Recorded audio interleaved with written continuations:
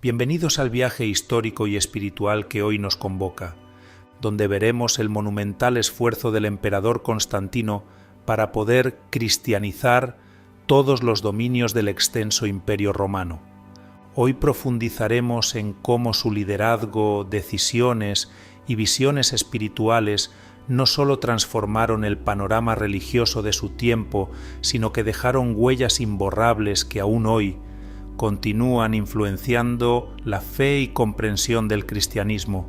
Constantino fue un líder remarcablemente hábil, dotado de una determinación inquebrantable y un profundo sentido de propósito.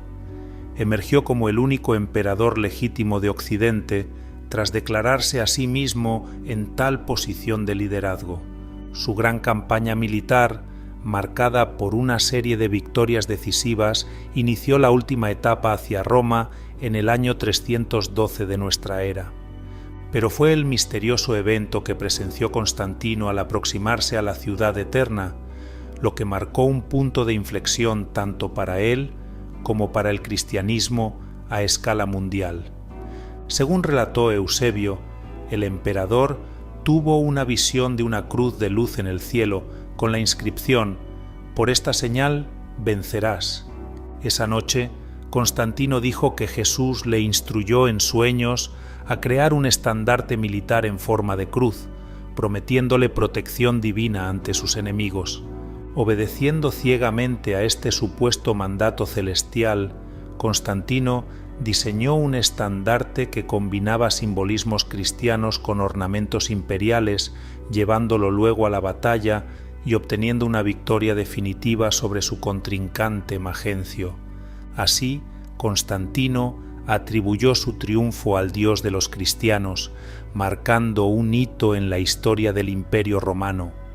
El Imperio de Roma siempre se había caracterizado por su gran fervor religioso, creyendo firmemente en el poder de los dioses para garantizar su éxito y prosperidad.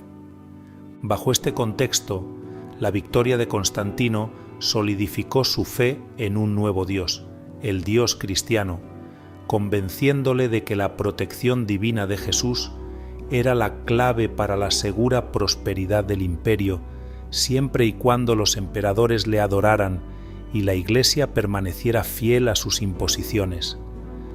Esta convicción llevó a Constantino a otorgar innumerables beneficios a la Iglesia y a sus líderes. Esta sería la hábil estrategia con la que acabaría uniendo la religión con la política del Imperio Romano. De esta manera, los creyentes y sus dirigentes acabaron perdiendo rápidamente la esencia de las enseñanzas de los apóstoles. En colaboración con Licinio, el emperador del Oriente, Constantino promulgó el Edicto de Milán en el año 313, proclamando la libertad de culto para cristianos y paganos por igual, elevando así el estatus del cristianismo dentro del Imperio Romano. Templos destruidos fueron reconstruidos con fondos estatales y se estableció un salario para el clero financiado por el imperio. Ahora la Iglesia del Señor ya no viviría más por fe, sino que dependería de las aportaciones del Imperio Romano. La Iglesia no solo gozó de una renovada seguridad ante el apoyo imperial, sino también de una significativa influencia política y social. Pronto el poder de Dios se diluyó y desapareció por completo en la Iglesia. Constantino, consciente del poder espiritual que el cristianismo podía brindarle, integró a líderes cristianos en su gobierno y promovió la presencia de obispos en campañas militares, creyendo firmemente que el éxito del Imperio Romano dependía de la bendición divina. Sin embargo, este estrecho lazo entre el Estado y la Iglesia comenzó a desdibujar las líneas entre lo espiritual y lo político, iniciando un proceso en el que las rigurosas prácticas y creencias que habían definido el cristianismo primitivo durante siglos se desvanecieron ante el nuevo orden. La historia nos revela que ante la conversión y favorecimiento de Constantino, la Iglesia primitiva fue desafiada a reexaminar sus creencias sobre múltiples asuntos. se revaloró, por ejemplo, la práctica de ofrecer salarios al clero, considerada anteriormente herética. Este cambio de actitud refleja cómo el apoyo imperial no solo trajo prosperidad material a la Iglesia, sino que también supuso el inicio de una nueva era, donde la adaptación y la integración de la Iglesia del Señor con los amplios espectros de la sociedad se consideró una manifestación de la voluntad divina. Resulta curioso ver cómo la Iglesia primitiva, tradicionalmente resistente al cambio y ferozmente protectora de su pureza doctrinal, empezó a ver con buenos ojos todas las transformaciones hechas bajo el mandato e influencia de Constantino.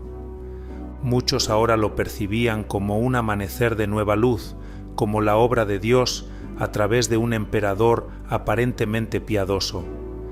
La mayoría de la Iglesia comenzó a pensar que Constantino estaba destinado a marcar el comienzo de un capítulo renovado en la historia de la Iglesia.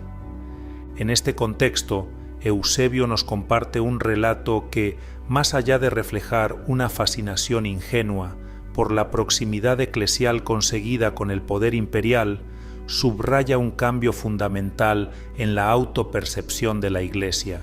Este acercamiento entre el poder terrenal y la espiritualidad cristiana formó un panorama donde los líderes religiosos, que antes eran perseguidos, ahora disfrutaban de banquetes en la compañía del mismísimo emperador. Este nuevo escenario describe un falso sueño de unidad cristiana y poder político conjuntos que parecía demasiado idílico para ser verdad. Aunque esta unión trajo consigo algunos beneficios inmediatos innegables, también sembró las semillas de futuros conflictos y desafíos doctrinales. La apertura hacia el cambio, que al principio parecía una bendición divina, pronto planteó desafíos significativos con la creación de la Iglesia católica.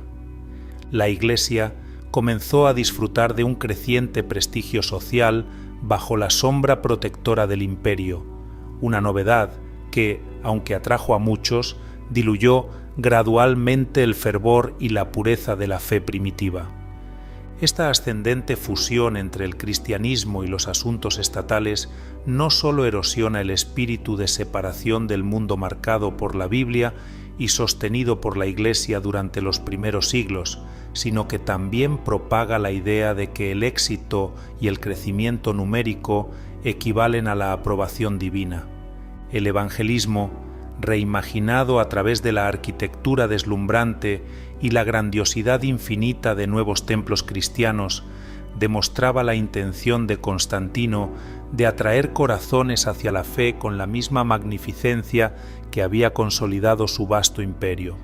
Esta estrategia, aunque efectiva en amasar conversiones, introdujo la complejidad de motivaciones impuras dentro de la Iglesia, diluyendo la esencia del verdadero compromiso con la palabra de Dios.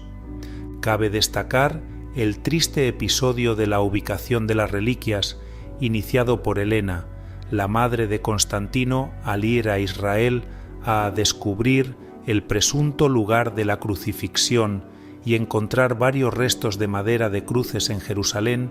Helena abrió otro capítulo controversial en la historia del cristianismo que llega hasta el día presente. Otro gran error de Helena fue ubicar el monte Sinaí en tierra de Egipto, en la península del Sinaí, lugar que hasta el día de hoy aparece como el verdadero lugar del monte Sinaí en nuestras Biblias, aunque el apóstol Pablo verifica en el libro de Gálatas que el monte Sinaí se encuentra en Arabia Saudita.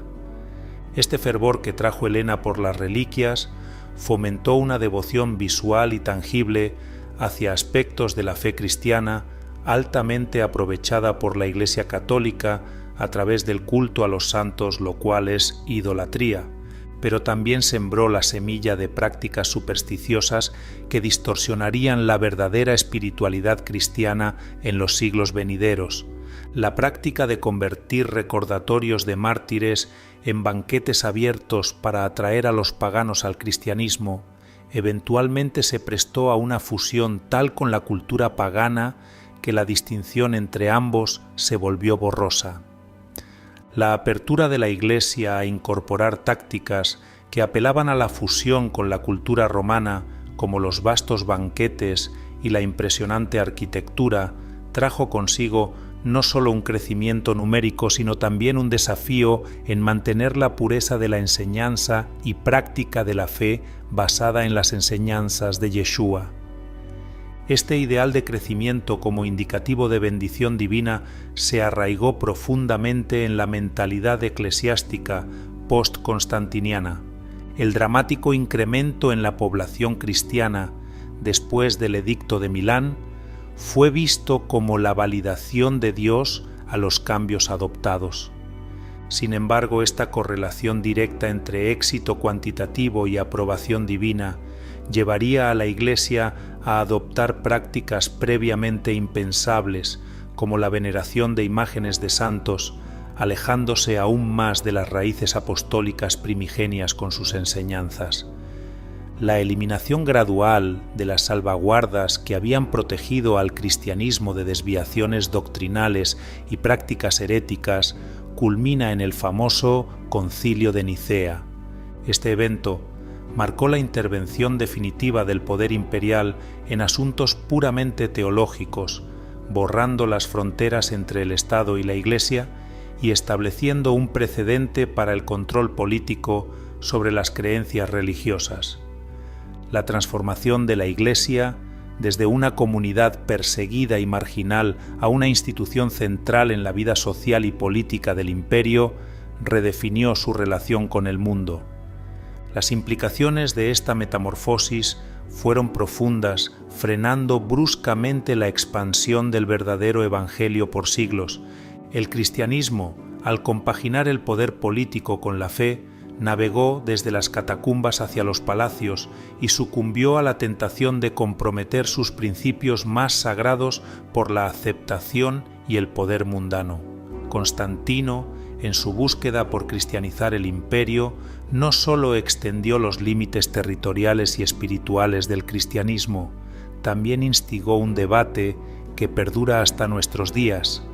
¿Cuál es el precio de la alianza entre la fe y el poder? La respuesta está en la Biblia. Constantino tristemente fue el impulsor de la llamada teología de reemplazo, que ha sido difundida ampliamente por todo el mundo a través de la Iglesia católica, llegando a alcanzar a otras ramas cristianas pese a la labor de grandes reformadores como Lutero en la Edad Media.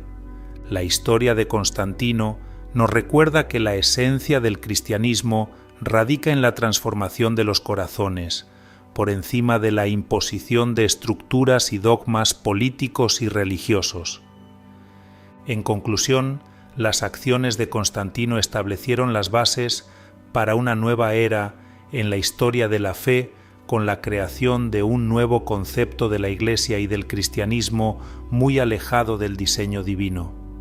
El legado de Constantino ha llegado hasta nuestros días por medio de la Iglesia católica, con una doctrina totalmente distorsionada del mensaje original dado por Yeshua y sus apóstoles. Que esta reflexión profundice nuestra fe y nos inspire a buscar siempre el camino que nos acerca más a Dios. Gracias por acompañarnos en este recorrido histórico y espiritual.